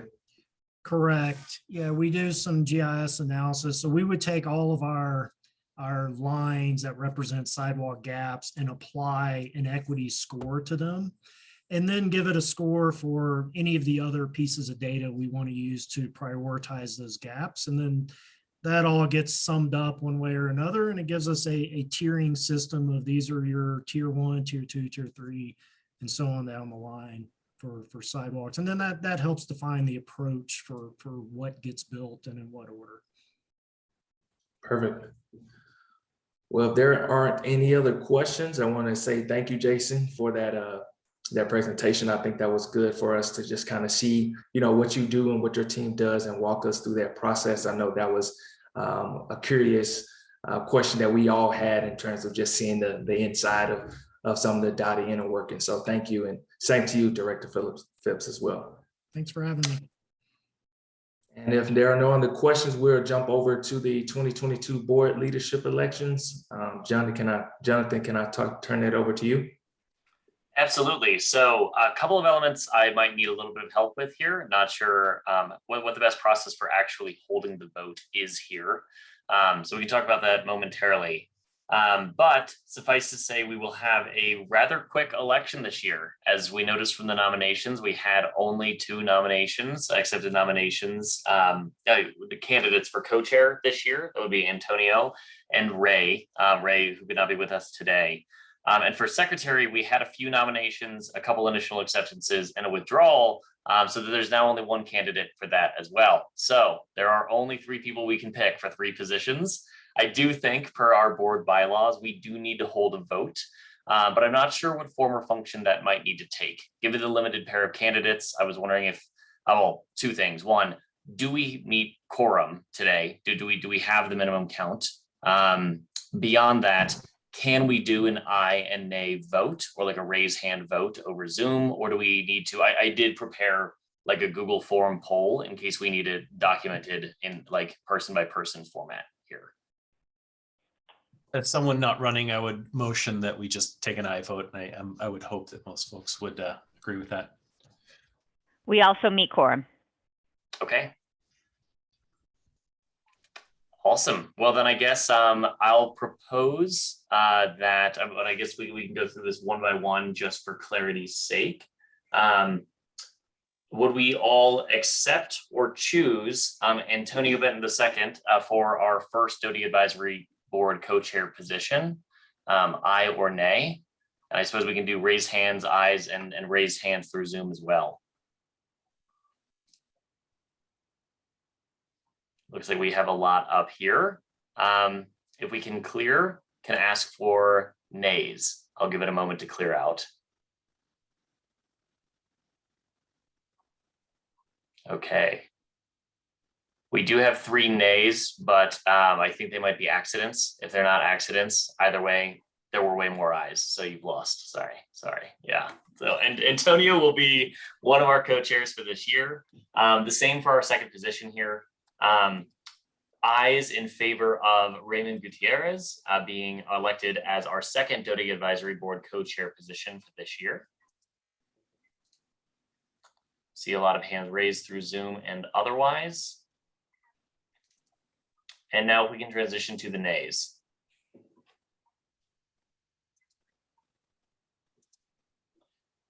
Giving it a moment here. And all right, Raymond has also been elected as our second co-chair position for the acting year 2022. Finally, as the secretary position, I am the only accepted nomination for secretary position. So all in favor of Jonathan Pura as our secretary for the ensuing 2022 acting year. All right, I'll give it a moment again for nays.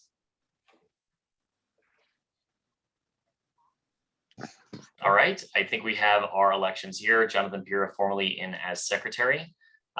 Big change here then is that I don't think we had an acting secretary for our 2021 year. Just to remind all, we already know the co-chair positions and process here. To remind my role, I'll be responsible for taking the minutes of each meeting and providing minutes to Michelle for distribution to the board members and posting for public viewing after the meeting. Additionally, as sort of a sub bullet here, if there is a difference of opinion of the chairs, now Antonio and Ray, I will serve as a tie-breaking vote. Not sure if that'll ever come up, but if it does, I'll be here for it. So we've got a big 2022 ahead of us and a very quick election behind us. Thanks, Jonathan, for leading that process, and congrats. Next on the list was an advisory board letter to the mayor. And really what this was, the intention behind this was to jog the thought of the group to say, hey, to think about what are our intentions and what do we want to set for the year of 2022. And then from there, put that in a letter to the mayor, of course, to Director Phipps as well. But I thought it would be an opportunity with the new year to really come together as a group to identify what we want to see accomplished in 22, and then also make that known publicly so people understand where we stand as a board and what our priorities are. And so I know I sent out a kind of a draft, but that was against the bylaws a little bit. So without having this conversation first, but the intention is hopefully to have this sent out either by February at the latest March, but really just wanted to give you guys an opportunity and create a space and a format for us to really think about what we want to do as a board and set our intention. And I'll stop there and just give the floor to anybody else who had anything else to share.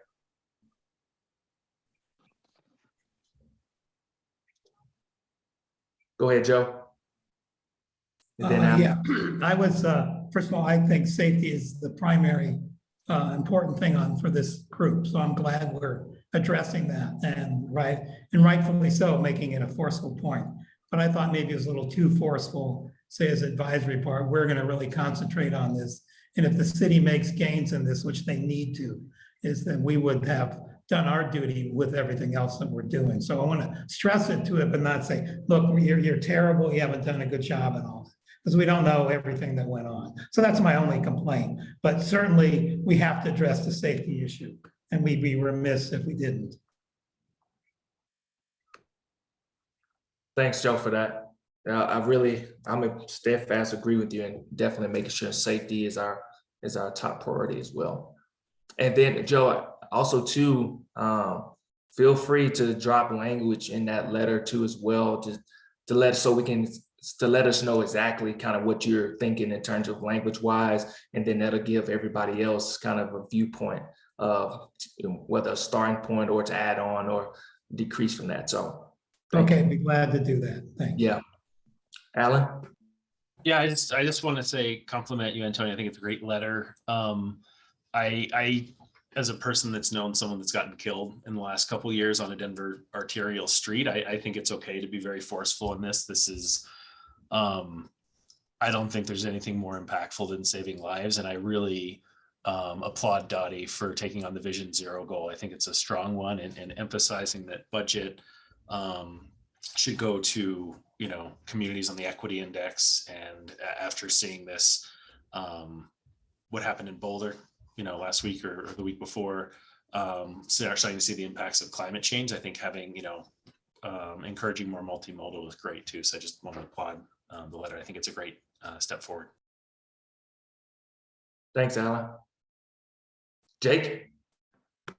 I would definitely second Alan. I think, unfortunately, the metrics show that we're backsliding on these topics at a pretty rapid rate. And that's terrifying as a resident of the city.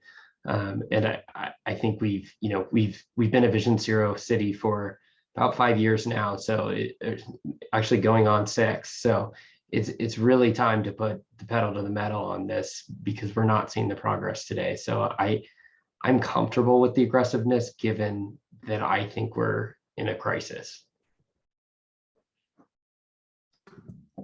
Yeah, Jake, and I kind of lean towards your perspective of this is a crisis, and I feel like we should be acting with that kind of urgency in terms of how we approach our intentions. And also I think to being a newly formed board, we want to, as representatives of our community, want to make sure that we are not just peddling what's continuing to happen, but really show that, hey, we really do care about the lives that's lost on our streets. And so again, that urgency, I would definitely second that. And then two, I just want to look into the chat as well. See people chatting about that. One thing I will add, and this kind of goes back to the letter. Please drop in your comments, what you want to see, what you want to see less of. And then what I'm hoping tonight is to get a vote to actually begin this process of drafting the letter. And then hopefully by the next meeting, we vote on actually sending the letter out in that current state. So before I get to that vote, I did want to bring up another point in terms of our agenda, because I feel like although we've been getting a lot of great information, and especially today, we really haven't had a lot of time to have that dialogue amongst ourselves. And so with you guys giving your evenings, on these Mondays, I definitely want to prioritize that as well. And so I wanted to put it out to the group in terms of a thought, and add a, maybe considering having a permanent 20-minute session where we can actually talk to each other, because I feel like we're walking away, we're getting so much information, but we're not able to just download that or have that conversation on how that impacted us, what our thoughts were. So that's another thing too that I'm starting to see now that we're a couple months into this, we're being presented to, but we haven't had that time to really talk to each other, really get to know each other, not just as board members, but as community members too as well. So I just want to put out that thought to you guys and see what you think about having a permanent time, at least, unless we can always remove that, but really just having some kind of time dedicated to having a dialogue with each other so we can get to know each other better and the priorities, discuss our priorities as a board. Go ahead, Jonathan. Yep, just noting, I would be in support of establishing that standing time, but would want to reserve the right for us looking ahead at our next schedule or two. If there are pressing topics or big topics that we think need more time for us in the meeting in advance to say, hey, we want to cut our social or like integration time next month. I don't think we can manage it, but otherwise I think it'd be great to have as a standing topic. Perfect. I couldn't say it better. Jake, is your hand still up or is that a new hand? Yeah. And also I'm kind of hoping, in addition, now that we have 3 elected members of our board, that I'm hoping maybe in the next month or so, Antonio and Raymond, you guys will start establishing committees where we can have some deeper in-depth conversations, because I think we've been pretty desperate for that and have been by law constrained on setting up committees until tonight. So I definitely look forward to that. I second that, Jake. And I don't have, Michelle, I was going to ask you if you had any notes from our last meeting. I couldn't find my notes on what we decided for the next meeting in February. I want to say, I know Jake's had a standing item on there in terms of the bicycle highway along Broadway. So I think that was one of them. We accomplished Vision Zero. We had our equity talk today. So I'm not sure there are any other items that we have reserved. Go ahead, Jonathan. Noting a couple others that come to mind, one vaguely and one specifically. Jake had also requested that we talk about Department of Transportation Infrastructure enforcement of anti-homeless fencing used in Capitol Hill and other neighborhoods around the city. So I wanted to explore that more closely. Also, as Alan mentioned in the chat here, we had discussed talking about DRCOG funding, but I don't know if others can help refresh memory about what specifically we wanted to talk about there. I think it might have been a question of how does DOTI play a part in deciding our city's portion of DRCOG funding grants? If I recall, it's something to do with like, we need to put forward matching funds, or maybe it's that we need to say what are our highest priority projects, and then DRCOG chooses whether or not to fund our projects on a variety of criteria. I don't recall if that was it. Maybe others can help refresh the memory. I also know that, and maybe the DRCOG was this, I know there was something in December where we said we should give the DOTI a couple of months heads up for this one. So we tentatively put it on the February or March agenda. That might have been the DRCOG one, but I'm wondering if anyone else on the line here knows, or if we should go back and look at recordings for that one. Alan, did you have your hand up?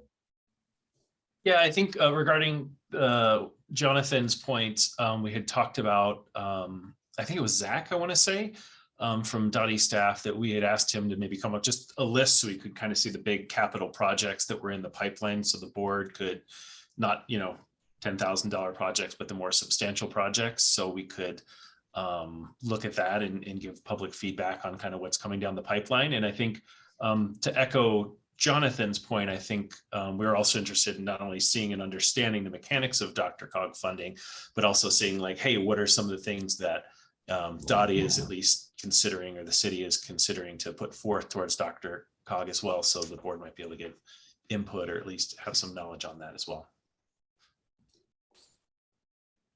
Thanks, Alan. Adam? Yeah, just to add some context to that request. With Senate Bill 21260 that passed last year in the state House and Senate, that considerably adjusts the DRCOG formulas, as well as the infrastructure bill that just passed as well has the potential to adjust those. And so we're looking for some guidance from CDOT and DRCOG on how they anticipate that to flow down. And so I think that's not only a very applicable conversation to have, but a timely one as well.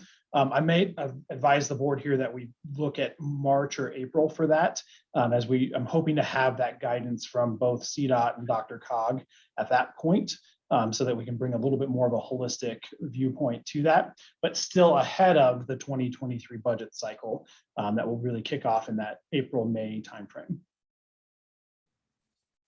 Thank you for that insight, Director Phipps. Jonathan, are you back? Yes, I'm back. Yeah, and I think that to tack onto that, I'd love Dr. Phipps, your guidance or others' guidance on basically since the beginning of this group's formation and as part of our charter, we're supposed to be getting involved in the annual department budget review. We've noted we want to be involved, but we don't know when we're supposed to be. I know budget talks start really early, and they pretty much take the whole year from the time that the last budget was started or finalized. So I'm wondering, for your advice or from your perspective or others, when should we start getting involved in not just the DRCOG conversations, but in the next round of DOTI's budget conversations?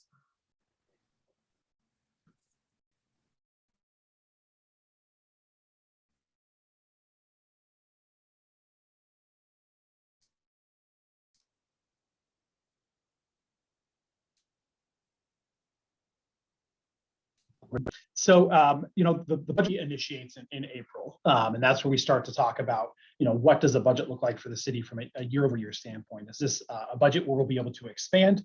Is this a budget where the city as a whole is contracting? And so I think that is going to be right in alignment with us as a department, is the appropriate time for this, board to engage. And so as you just had the tool presented to you today that we use to develop our capital ask, but certainly there's operational asks that go into that budget process as well. So I would offer that in that same meeting where we can walk through the DRCOG process on how funding is determined there. We could also give a very high level budget summary process review, and then ask the board to weigh in on how and when they'd like to be engaged.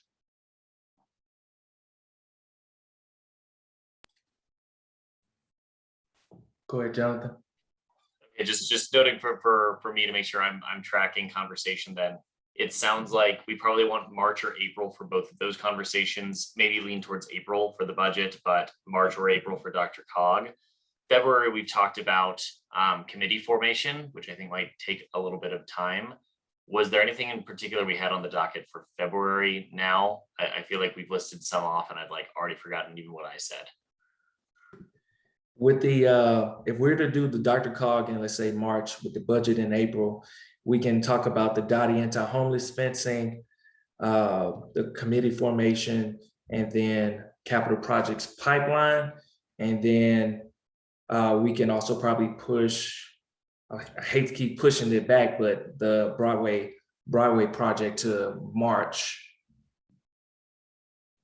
I guess group question. I mean, what are our priorities? Would we rather push back the Broadway bike lane discussion, the anti-homeless fencing, capital projects? I think we could look as a group here to say what's most important to us for next meeting.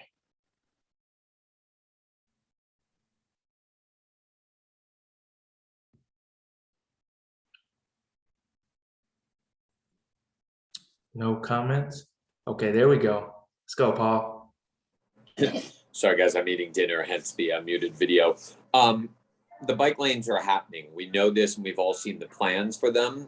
This group, for me, is as much a learning and listening opportunity to experts. I'd much rather be clued into how DRCOG and the city play nicely with one another. I mean, the material is out there for us to learn about the bike lanes. It's not like those plans are hidden. They're easily Googleable. So I'd say, I agree. I see the comment coming up. I'd like to see an update, but I don't think it needs to be discussed as a focal point. That's all. Or it can be prioritized second.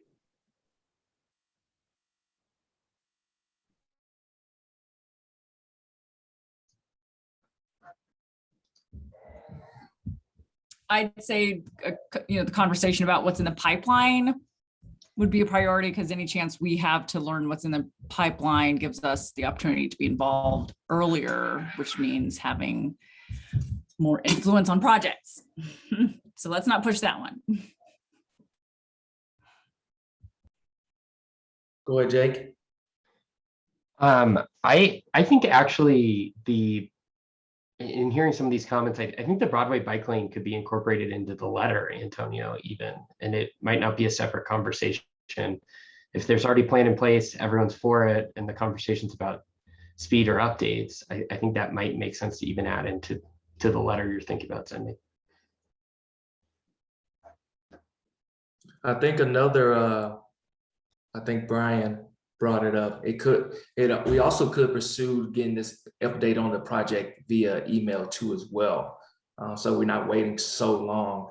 I think that should be pretty capable of happening. So we have some information we work with, and then if that's not enough, maybe we can elevate the topic again in a meeting. What do you think about that?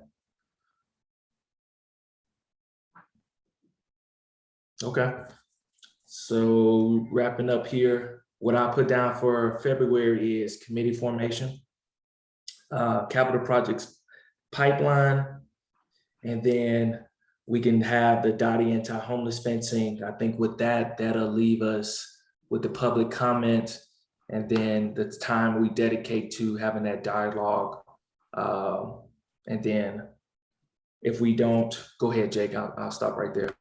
No, I just wanted to clarify, just because I'm the one that suggested it, Dottie's not putting up anti-homeless fencing, but that there's right-of-way enforcement with anti-homeless fencing, and that's, the right-of-way is Dottie's most important asset, so protecting it is really important. And just to make sure I'm hearing this right, this is what our residents are putting up? Yeah, so a lot of people are against city charter putting up fencing around the right-of-way, effectively turning a public asset into a private asset, and there's almost no enforcement of it. And it's being normalized to a point where it's almost precedent, right? That you can fence off right-of-way and make it your own. I concerned about the precedent almost more so than this specific topic. Can I put up a fence and keep utilities out now because we've normalized that you can privatize right of way? Gotcha. Okay. Perfect. But yeah, Dottie's not putting it up, just to clarify. I was about to say that's new to me, so wow. That is not a topic we need to introduce into the world. Please no, please no. Okay, well, I'll move forward then with the conversation around committee formation, capital project lines, and then we can put in the anti-homeless fencing conversation. Michelle, maybe we could have that directed towards someone within the department to maybe talk about that a little bit.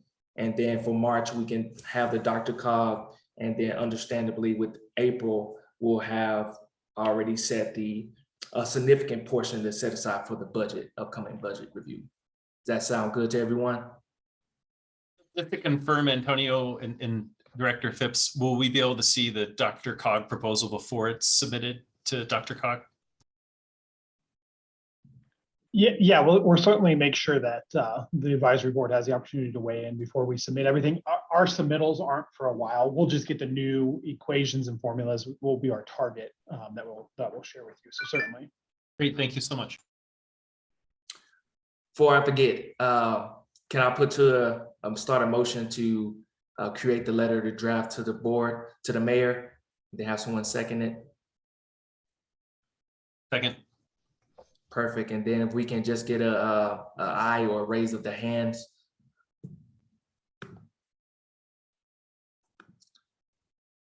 Perfect. All right. Michelle, I saw you popped on real quick. Thank you guys for that quick vote. I think we're good. Awesome. Well, we're right at 6 guys. So again, thank you. Thank you, Director Phipps, for joining, Nick and the rest of your staff. Thank you for having them. You guys have a great night. Thanks, everyone. Happy New Year. Be safe. Have fun.